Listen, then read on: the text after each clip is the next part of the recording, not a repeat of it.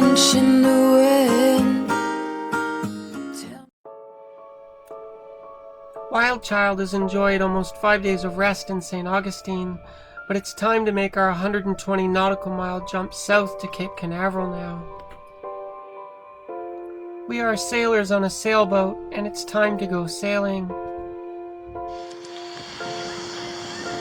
So it's like 8 a.m. Saturday morning. WildChild's about to go to Cape Canaveral.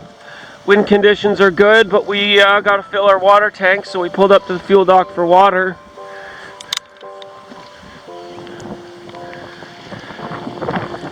And here we go again, another passage.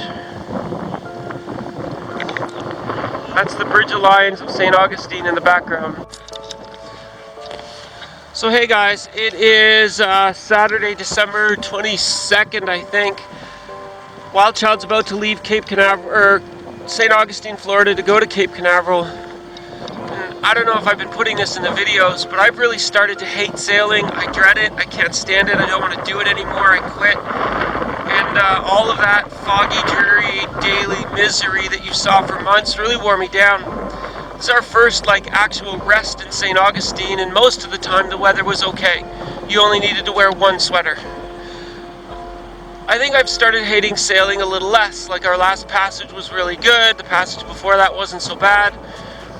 But this morning when I woke up knowing that I have to go on passage, kind of dreaded it. I don't really want to go sailing. I feel oh, I've got it out of my system. I like being comfortable and safe and having access to showers and shore and going for walks. I know exactly what a passage is. It's miserable.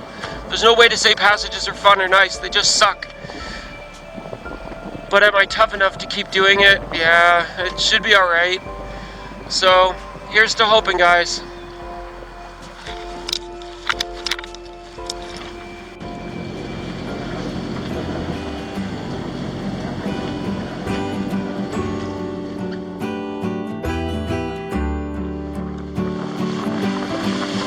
Yep, once we crossed under the Bridge of Lions, we set sail and we sailed out of St. Augustine and sailed out the channel.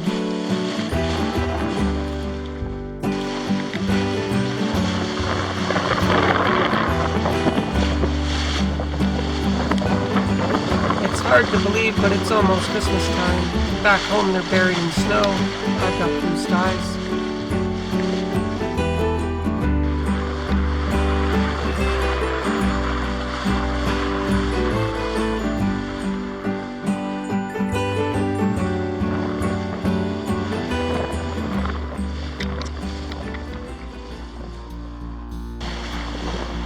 Alright, it's time. Pitter patter, let's get at her. There's the ocean. Let's do this crazy thing.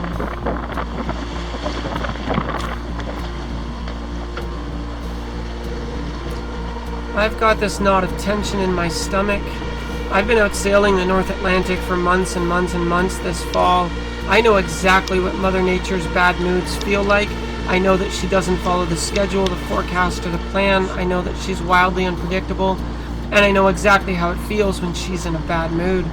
Everything looks fine now, but I don't trust it.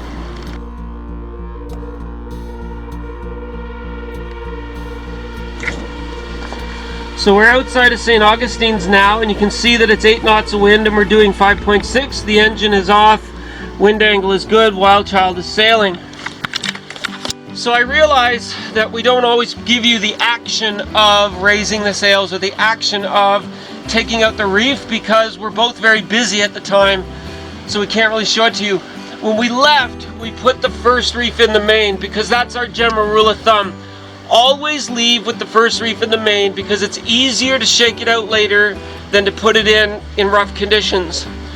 Since all wind forecasts lie to you all the time, so the forecast for right now on the back side of that scary low was probably gusting to 19 or 20, which sometimes is wrong by up to 10 knots. So that means we could have had anything from 10 to 25 knots of wind. At 15 knots of wind, you want the first reef in. At 10 knots of wind, you don't need the reef. At 20 knots of wind, you're starting to think about your second reef. So we got out here and we came out through the St. Augustine Dredge Channel, which is beautifully deep. like it is 25, 30 feet on average. So we get out past the outermost marks where now it's shallow, because now it's just ocean bottom at 20 feet. Went a little further, we decided, okay, now that we're a mile offshore, we can actually taste the mood of Mother Nature. We can see the conditions. And the conditions out here are very calm, and the wind was only 8 or 10 knots. So when you're actually out with Mom, and then you see, okay, she's not so moody, or okay, she's kind of moody, it's easy to shake out the reef. So I sent Michelle up on deck, we worked as a team and shook out the reef in the main. So WildChild is currently running full main and only about 80%, 70, 80% of the Jenny, because once it comes behind the mainsail on a run, it isn't actually doing very much because the mainsail's choking it out. And to stop it from flopping, you can sort of tighten it to the shrouds. Like if you bring the clue only to the shrouds, you can tighten it to the shrouds and sort of stop it from flopping. So WildChild's leaving on Saturday and conditions are good. Let's have a nice sail. Yay! Yay for nice sail, yay. But, you know, this is sailing, you just never know. I'm actually worried we're gonna get becalmed. Like, this is lovely, you know, we're doing... Sailing conditions are really calm, and they're supposed to be stronger now and getting calmer. We might run out of wind. We may not make it. We may get stranded in Daytona, Florida at Ponce de Leon Inlet. We'll see. One of the things about sailing is that you know your boat and you become very tuned into unusual sounds. On this sail, the sea conditions are calm, and yet there's some peculiar squeak going on. Obviously, as a sailor, you listen to your boat and you try to figure out what's the squeak. What we discovered was, this is the emergency steering post, so this goes all the way down to the rudder, and it's rubbing in the collar. Down below there is a grease. Once we figured out the source of the noise, it was easy enough to grease and lubricate it, but what an unusual problem to have, suddenly out of the blue for no particular reason, and we never had the problem again. No more squeaky noise. It's been lubricated so we don't have metal grinding on metal. You can see there's a little bit of play in there, more than there ever used to be. There used to be zero play. But what can I say? Oceans are hard on the boat. And this is sailing life.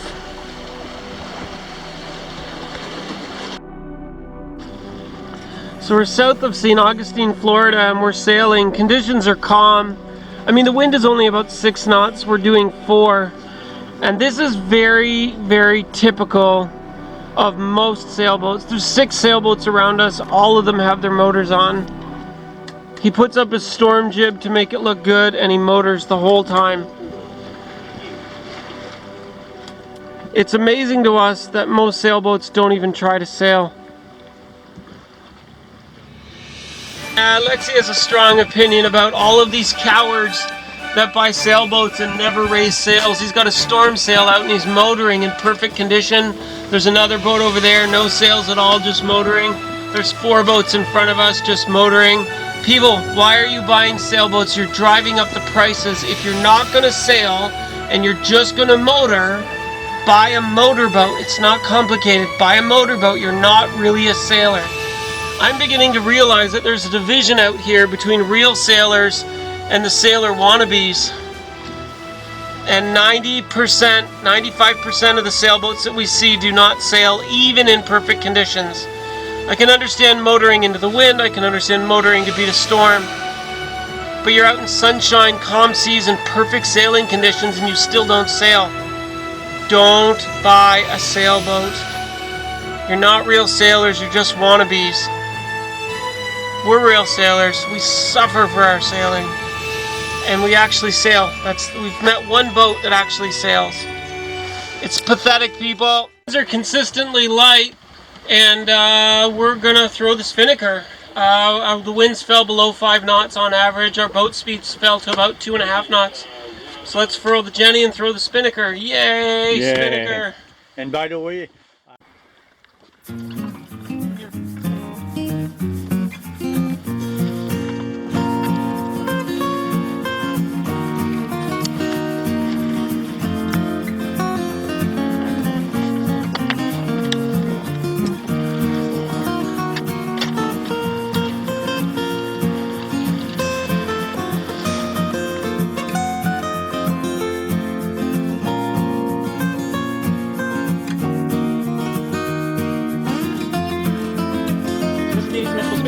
got my spinnaker halyard, I got my port side sheet, and then we're going to use this for the nose sheet. So here's the bow line, we've got marked on ours. Get back to the bow, do the other one, pull it up, it's easy. So the bow line goes through the block of the nose, bow line and then back to the cleat. Line all ready to go, now for the other two. Well, you gotta love a spinnaker where the head is labeled as head. That makes life easier. And then we've got sort of blue edge and red edge. And then the low side is all out around the pole, sort of ready to pull. And Michelle's ready to do the holly holly. With Lexi on the winch for the port side sheet, Michelle doing the halyard. Let's launch the ace air, yay!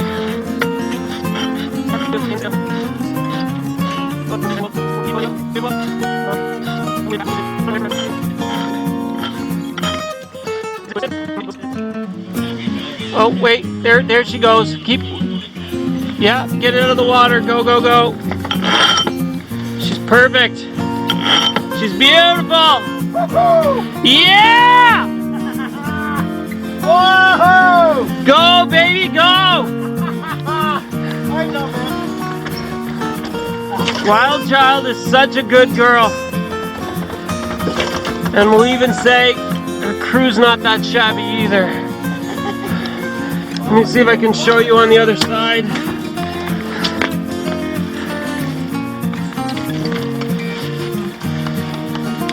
And she's flying her asymmetrical spinnaker, yay! What we'll do is we'll pull the main sheet straight back so it's not choking out the spin, just to give it full air. Beautiful shape, thank you for the patches, Jamie from Sport Tech Sail. Spinnaker up. So what we need to do now is release the preventer on the main and bring the main to the center.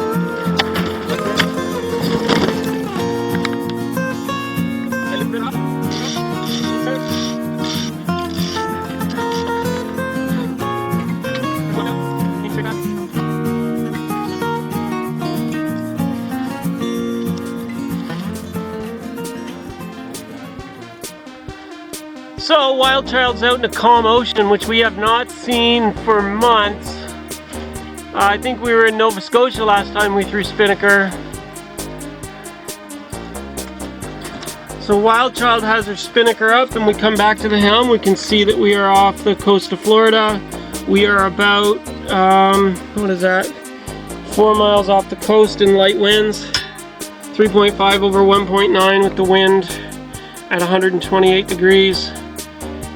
The winds are pretty light and we don't want to motor because we're real sailors, but if we can't maintain at least 2 knots, we may have to drop the spinnaker and go to motor. But if we can get 5 or 6 knots of wind, Wild Child can do almost parity in a run. So we'll give it a try for a while and we'll see if we're forced to motor or not. Nobody wants to motor for 20 hours, that'd be terrible. You know, the wind's a bit on the squirrely side, now we're up to 6. So 6 over 2. Let's see what we can do. Give more air to the asym spinnaker. What we did is we moved the traveler up so the mainsail is sort of pointed back at the wind, so it's choking out less air.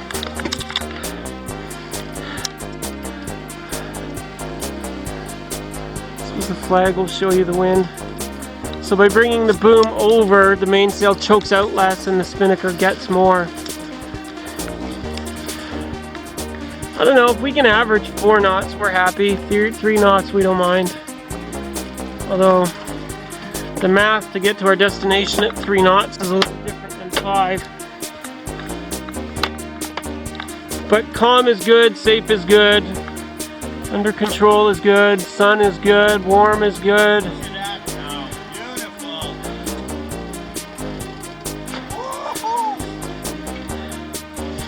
She's okay. All right.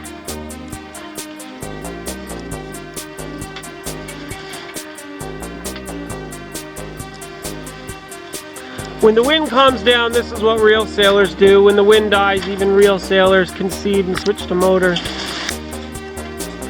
But for now, we got between 4 and 7 knots of wind. We'll take it.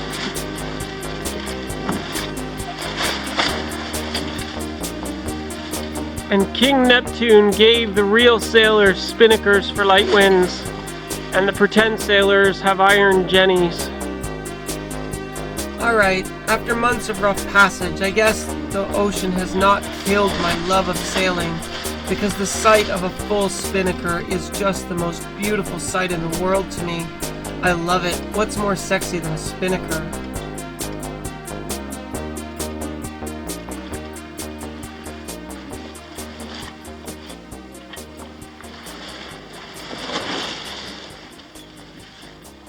A little fine tuning to let the tack up a bit.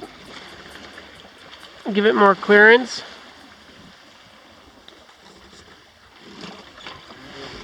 You know, it's actually a beautiful day of sailing, and it's possible that I might even start to enjoy sailing in good conditions.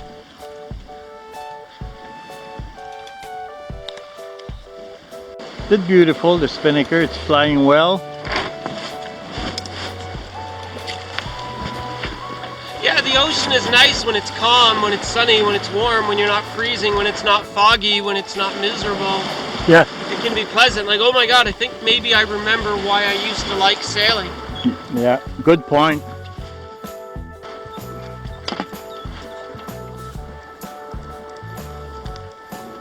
Oh, great under spinnaker.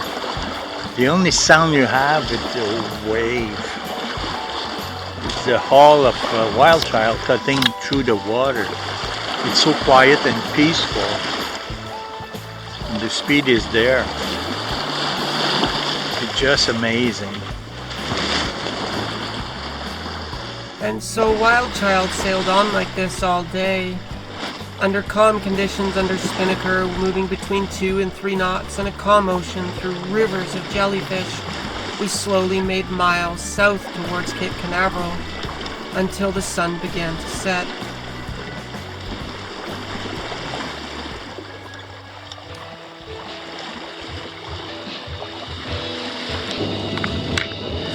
So the sun is setting. We're in the last probably half hour, 45 minutes till sunset.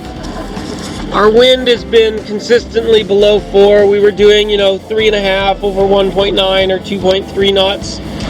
So we've decided we're going to collapse the spinnaker before dark. And we're going to either have to motor or switch to Jenny for nighttime. I'm not leaving a spinnaker up in the dark, especially in swirly winds, because it requires 2 people to deal with.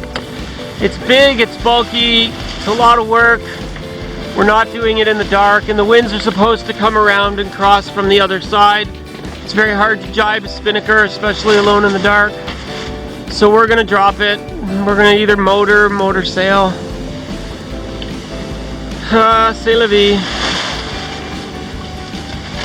We tried. I mean, we've been sailing at 2 knots for the last 4 or 5 hours, trying to make the best of it and being hopeful for the winds, but we've averaged 2 knots and lost a lot of ground. We gotta go.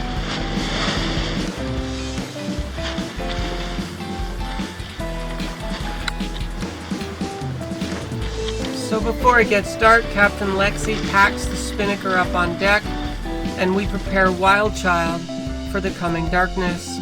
We need to sail safely at night and see what the night brings.